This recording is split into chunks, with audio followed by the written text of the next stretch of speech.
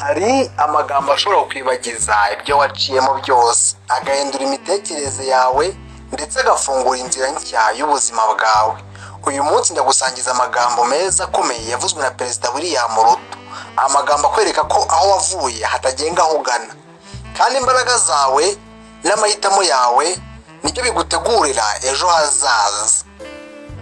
Ndakwibutsa niba uri mushyashya kuri YouTube channel udukore subscribe kugira ngo amagambo meza ashobora kukwibagiza ibyo wabonye byose bibi, akaba yaguhindura kugeza ahantu heza atazajya gucika. Twihuta, ijambo rya mbere William Ruto yaravuze ngo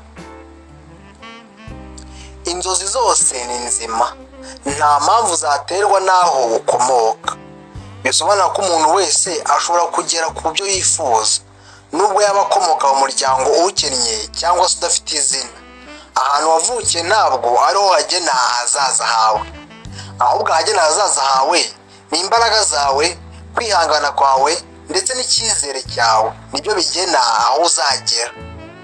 Ijambo rya kabiri Perezida William Ruto yaravuze ngo ntugomba kugira umuntu ukomeye umenyana nawe kugira ngo ugere ku ntsinzi, ugomba kwizera gusa.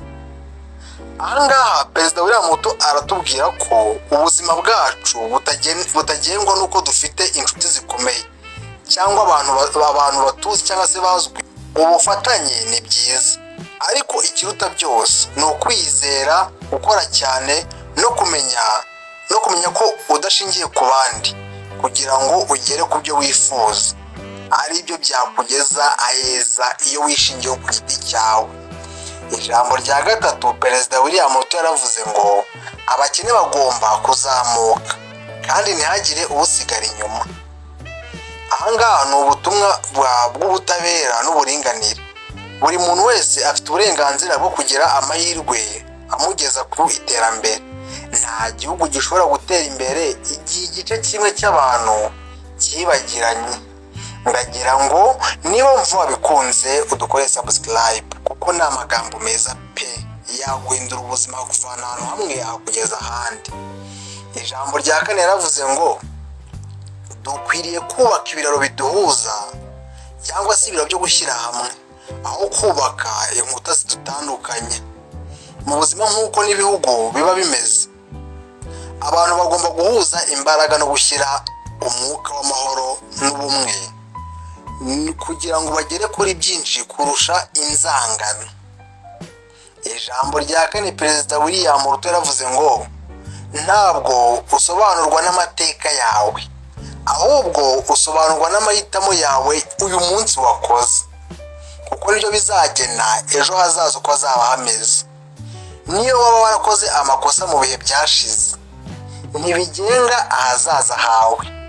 Buri munsi ubyuka ari umwanya mushyashya wo kwihitiramo icyiza, wo kwihitiramo gukora neza ndetse no guhindura ubuzima bwawe.